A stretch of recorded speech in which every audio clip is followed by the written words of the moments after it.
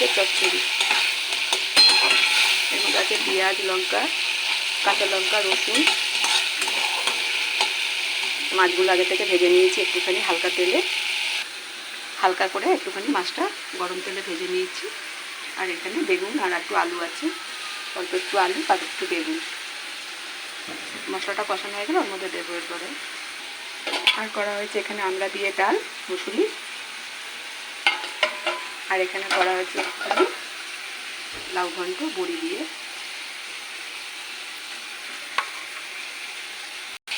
মশলাটা কষানো হয়ে গেছে, এটা সামান্য একটু জল দিয়ে দেবো।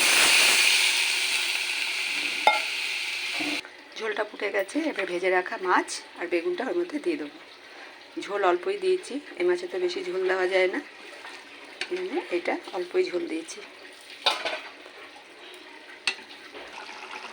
আলু বেগুন তো সব সেদ্ধই হয়ে গেছে, মাছটাও হালকা ভাজা ছিল। এই মাছের তো বেশি ঝোল রাখা যায় না, অল্প ঝোল। এটা এবারে নামিয়ে দেবো।